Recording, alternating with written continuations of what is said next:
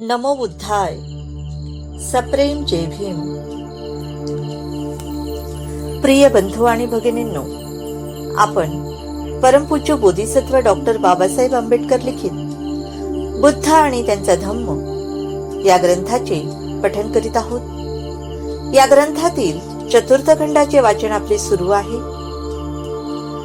चला तर मग वाचनास सुरुवात करूया.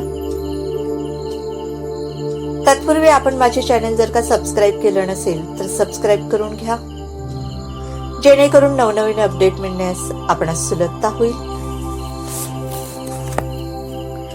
तर आजच्या या प्रकरणाचा विषय आहे नीती आणि धर्म. नीतीचे धर्मात स्थान कोणते? वस्तुतः धर्मात नीतीला स्थान नाही.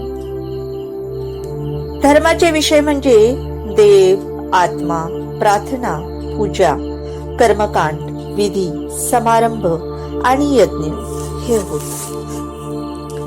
एका माणसाचा दुसऱ्या माणसाशी संबंध येतो तेव्हा नीतीला प्रारंभ होतो. शांती आणि सुव्यवस्था राखण्यासाठीच धर्मात नीतीचा समावेश होतो. धर्म हा एक त्रिकोण आहे. आपल्या शेजाऱ्यांशी चांगुलपणाने वागा, कारण तुम्ही दोघेही परमेश्वराची लेकरे आहात. ही धर्माची विचारसरणी आहे. प्रत्येक धर्म नीती शिकवितो, परंतु नीती ही काही प्रत्येक धर्माची मूळ नव्हे. ती त्याला जोडलेला एक डबा आहे. वेळ पडेल त्याप्रमाणेच तो त्याला जोडता येतो किंवा त्यापासून सोडविता येतो. धर्माच्या व व्यवहारात नीतीचे कार्य हे आकस्मिक किंवा प्रासंगिक आहे. म्हणून नीती ही धर्मात प्रभावशाली ठरत नाही. बंधू आणि भगिनींनो, या प्रकरणाचा भाग या ठिकाणी वाचून समाप्त झालेला आहे व आता मी यापुढील प्रकरण वाचत आहे.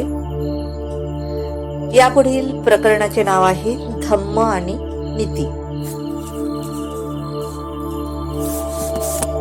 धम्मात नीतीचे स्थान कोणते? याचे साधे उत्तर म्हणजे नीती म्हणजे धम्म आणि धम्म म्हणजे नीती. दुसऱ्या शब्दात बोलायचे म्हणजे धम्मात जरी देवाला स्थान नाही तरी त्याचे स्थान नीतीने पटकावले आहे. धम्मात प्रार्थना, तीर्थयात्रा, कर्मकांड, विधी अथवा यज्ञ यांना स्थान नाही. नीती हे धम्माचे सार आहे, त्याशिवाय धम्म नाही. धम्मात माणसाने माणसावर प्रेम केलेच पाहिजे. यातून नीतीचा उगम होतो. त्यासाठी देवाच्या आज्ञांची आवश्यकता नाही. देवाला संतुष्ट करण्यासाठी काही माणसाने नीतिमान व्हायचे नाही, तर स्वहितासाठीच माणसाने माणसावर प्रेम केले पाहिजे.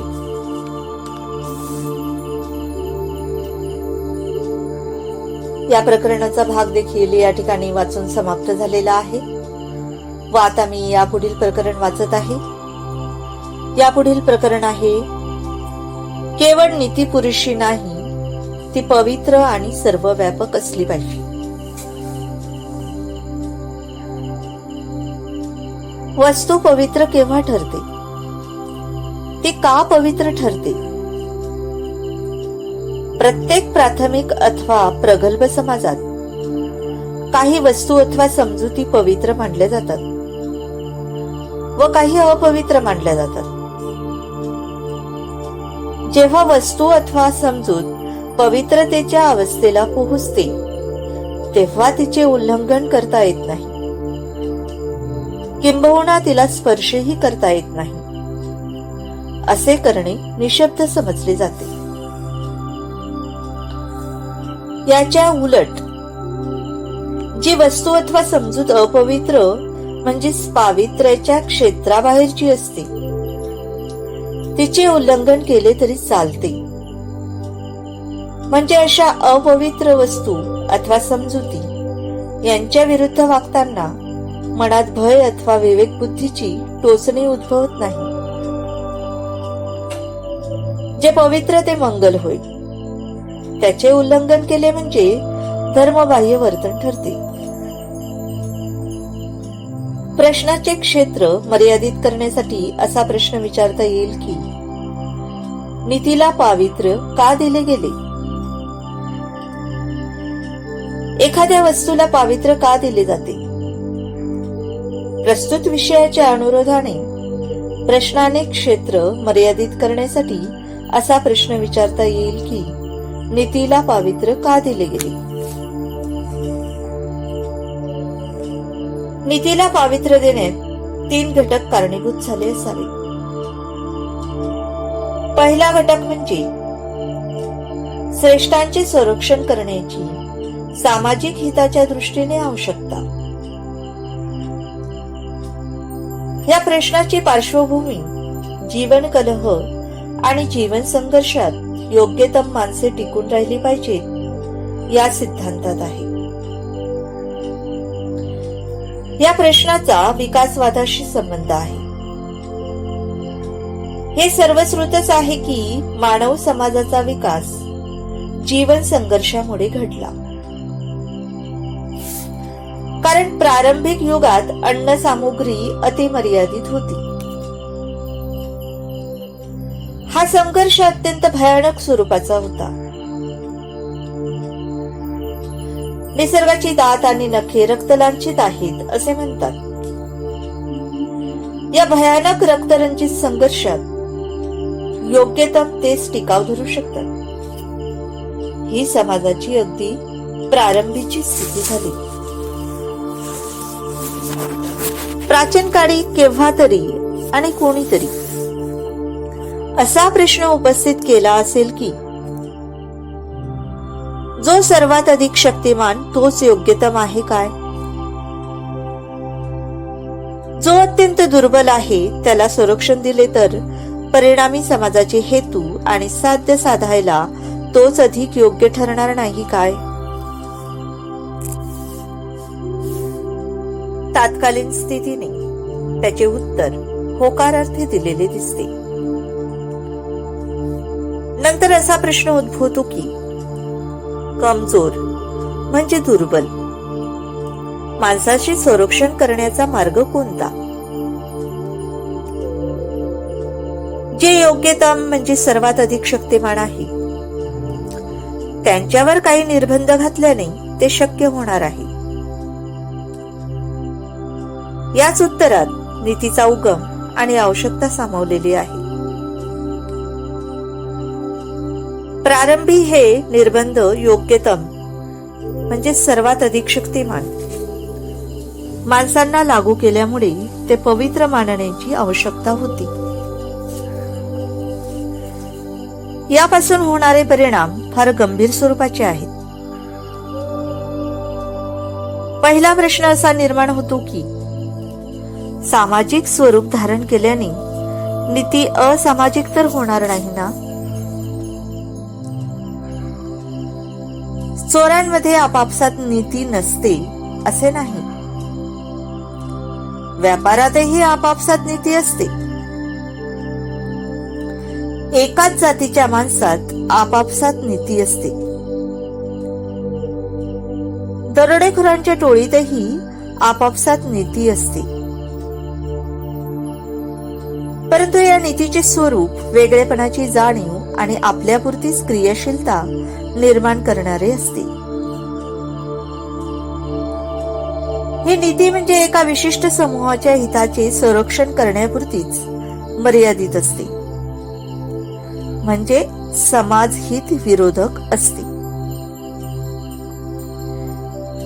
या प्रकारच्या नीतीतील वेगळेपणाची जाणीव आणि आपल्यापुरतीच क्रियाशीलता ही तिचे समाज विरोधक रूप अगदी उघडे करतात. जेव्हा जेव्हा एखादा विशिष्ट समूह आपला स्वार्थ राखण्यासाठी नीती पाळतो तेव्हा तेव्हा त्या नीतीचे समाज विरोधक रूप स्पष्ट होते. अशा प्रकारे होणाऱ्या समाजातील समूह संघटनांचे परिणाम दुरोगामी असतात. जर समाज अशा परस्पर विरोधक समूहाचा बनला तर तो समाज असंघटित व शकलित राहील. असंघटित व विभागलेल्या समाजापासून जे भय उद्भवते ते हे की तो आपल्या समोर भिन्न भिन्न आदर्श आणि मूल्यमापनाचे भिन्न भिन्न मानदंड ठेवतो आणि सर्वसामान्य आदर्श आणि सर्वसामान्य मूल्यमापनाचे मानदंड नसल्यास सर्व समाज हा मिळते जुळते घेणारा असा एकजनसी राहता नाही.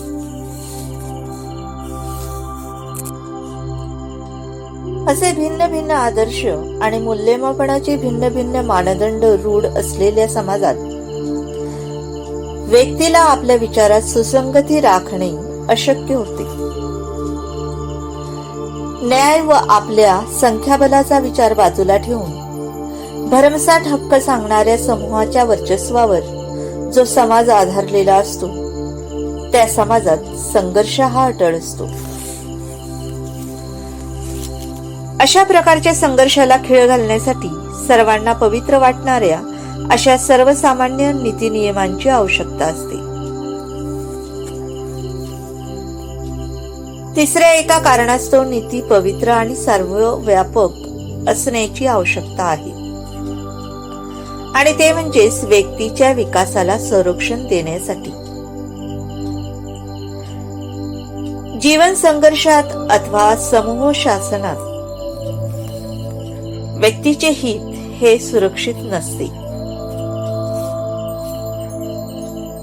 ज्या समाजात सर्वसामान्य ध्येय आणि सर्वसामान्य आदर्श यांना सार्वत्रिक मान्यता असते त्या समाजात व्यक्तीला जी मानसिक सुसंगती साधता येते ती जो समाज समूहात विभागलेला असतो त्यात साधता येत नाही. समूहाप्रमाणे आदर्श आणि ध्येय भिन्न असले की समाजातील व्यक्तींचे विचार बहकतात आणि समाज व्यवहाराकडे साकल्याने पाहण्याची दृष्टी सुसंगत राहू शकत नाही, ती विकृत होते.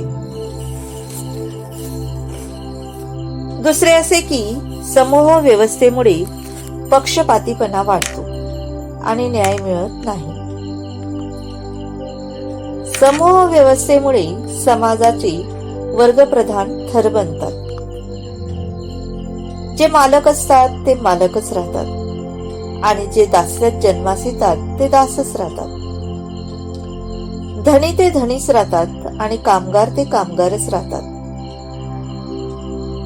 अधिकार संपन्न ते अधिकार संपन्नच राहतात आणि गुलाम ते गुलामच राहतात. याचा अर्थ असा की अशा अवस्थेत स्वातंत्र्याचा लाभ काही थोड्यांना होतो, सर्वांना होत नाही. अल्पसंख्याकांना समतेचा लाभ होतो, बहुसंख्याकांना मात्र त्यापासून वंचित राहावे लागते. यावर उपाय काय? यावर उपाय म्हणजे बंधुता ही सर्व प्रभाव पडणारी शक्ती बनवणे. बंधुता म्हणजे काय? बंधुता म्हणजे मानव मानवातील भातृभाव म्हणजेच नीती. म्हणून भगवान बुद्धांनी शिकवले धम्म म्हणजे नीती आणि धम्म पवित्र आहे तशी नीतीही पवित्र आहे. तर बंधू आणि भगिनींनो, आजच्या वाचनाचा भाग या ठिकाणी वाचून समाप्त झालेला आहे. आपणास माझा हा ऑडिओ आवडल्यास लाईक करा आणि हो शेअर करायला विसरू नका, जेणेकरून आपल्या माध्यमातून धर्माचा प्रचार आणि प्रसार करण्यास मदतच होईल. तर भेटूया आपण नवीन प्रकरणासह.